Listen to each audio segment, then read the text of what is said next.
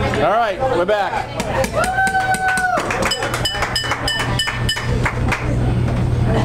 How was the salad? Good? Good. Very easy, very fast. Fun to do. All right, so we're gonna get started. We've got a prime rib here. If you go and you're looking for prime rib and you go to the butcher, just tell them you want a center cut. If they're cutting it out, because they're going to cut you a piece out of it anyways, unless you're going to buy the whole thing. Tell them you want the center. Unless you're big into end cuts, then you can actually take it off from the end cut. So what I've got is to show you. That's the natural end. Is it showing up on there? Yeah. Okay. Oh yeah, you got the camera in hand. And then if you got it cut, it would show this end on both sides. Okay, but unfortunately you can only get one end when you ask for it when it's cut. So we're going to want to fight over those later. So what I've got, this is real simple to do. Of course everything is. All I'm doing is putting this into the pan, okay? I'm going to put a little bit of olive oil on it. Now the olive oil will run off as it cooks in this fat cap on the top here. It'll melt down and turn into a crust, but I'm just putting a little olive oil on here. The flavor is nice, and it'll add to the drippings in the pan for when we make the au jus, but it also will help hold on all the ingredients that we've got on here. And what I've got here is I like to use granulated garlic. You can use fresh garlic if you want. Granulated garlic is already dry and will cause a very crispy crust to be created rather than drying out garlic that's fresh. And I'm going to liberally coat it, liberally. Okay, now you got to understand that this is on the outside crust. It will melt and some of it will run off, but when you cut it, it's only a thin strip across the back of the fat. Some of us eat it, I admit, but a lot of people don't. Okay, and then I'm going to use salt the same way. Okay, this is kosher salt, and like I said, it's not going to be in the meat. It's only going to be on the outside. Okay, and black pepper. Okay. You just cut the top layer off and then just the top layer. Right, you know, that's what everybody gets slapped in the hands for, you know, when it's resting on the counter, picking that. Same thing with the turkey, right? If you want, you can put bacon on it. I guess that would make it worse, right, or better. And so I've got some rosemary here, fresh. Rosemary. Is Rosemary here tonight? Yeah, she's in the house.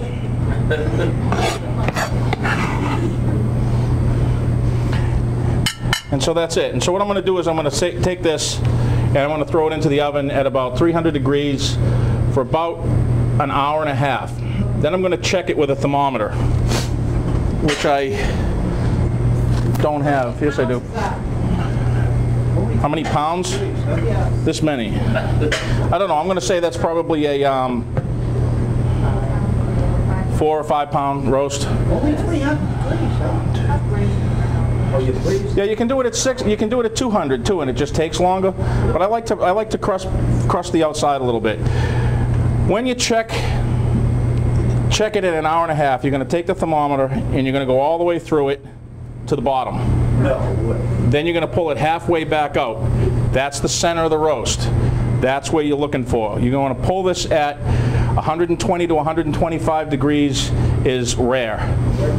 Okay? If you pull it at 130, it's probably going to be a little bit medium to medium well, and it starts to change real quickly after that.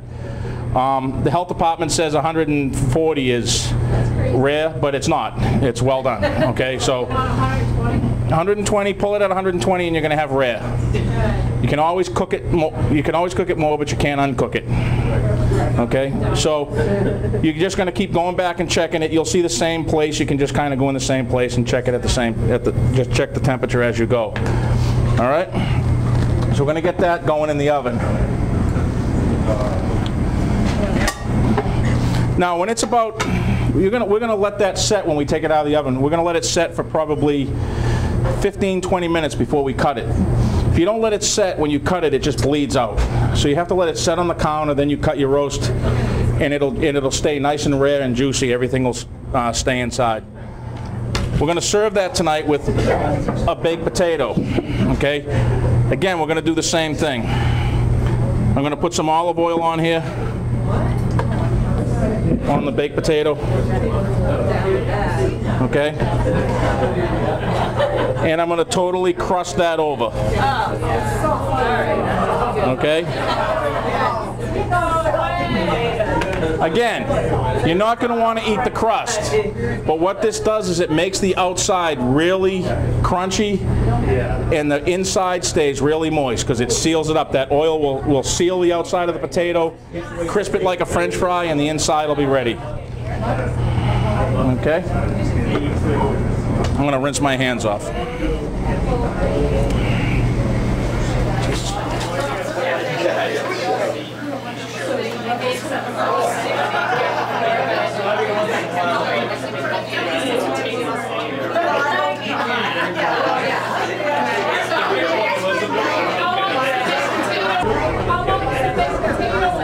Like I said, when you pull the roast out, about 10 minutes before you think you're going to pull the roast out, because you have to gauge your oven. You'll see after 30 minutes you start checking the temperature. And you say, okay, you'll get the idea. It's getting hotter at this rate, so I figure it's going to hit about 120 in 5-10 minutes. Go ahead and start your baked potatoes, because the baked potatoes are going to take about 40 minutes to cook in the oven. Okay, and that'll allow you 20 minutes set time. He's got a professional oven. Maybe. How long does your oven take? For an hour. Okay. Okay, so right, at 350 is what I cook at. 350. I put in yesterday at 400. Get her a new oven, Armin. Time for a new oven. It's all my fault. They have these really great new things that like they gas attaches to them. You don't have to put wood in it or anything anymore.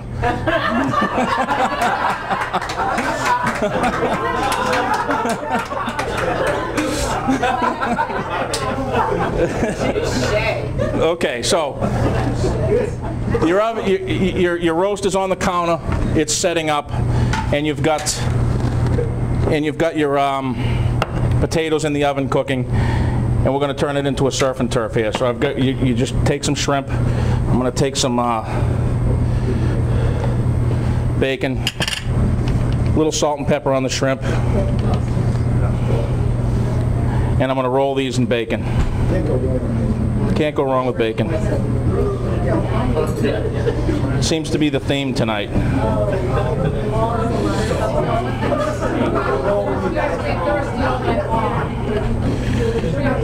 That's right, make sure there's plenty of beer around with this meal, because you're going to need the beer and wine with this one.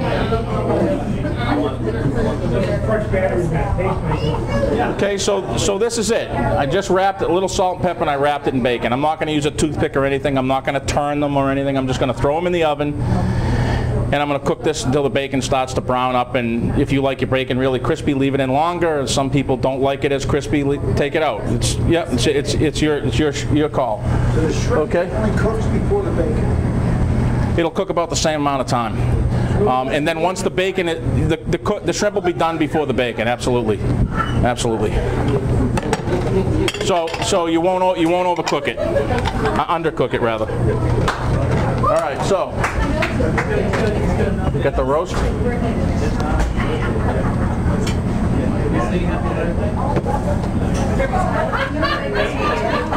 All right, so here's the roast. This is what the roast is going to look like when it comes out of the oven. Okay? See that crust? Okay? And can I have that blue-handled slicer?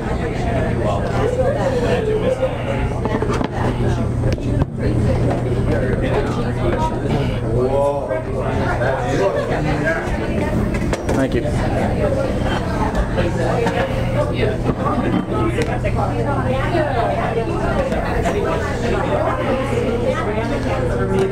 So here's your end cut. This is what your end cut is going to look like on a roast that you buy that's cut. So if you had a center cut out of the roast, they'd both look like this end. And on the other side, this is what the natural end cut looks like. Okay? So what we're going to do is we're going to cut the roast. It's been set out for now about 20 minutes. And you can see that crust just breaking off. And that's the end cut. Okay?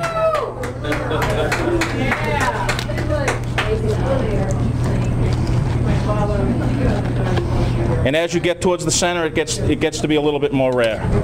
Okay? Yeah, that's what I'm talking about, baby.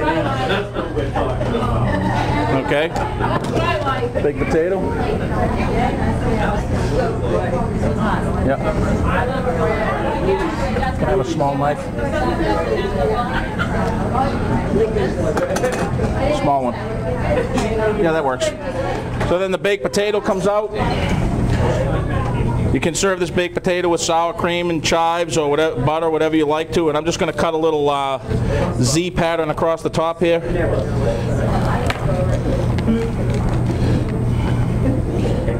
Baked potato.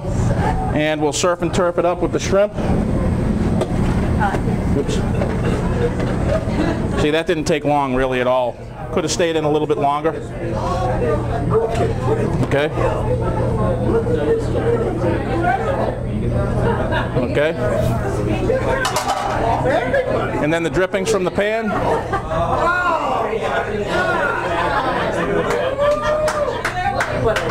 Dinner. Okay.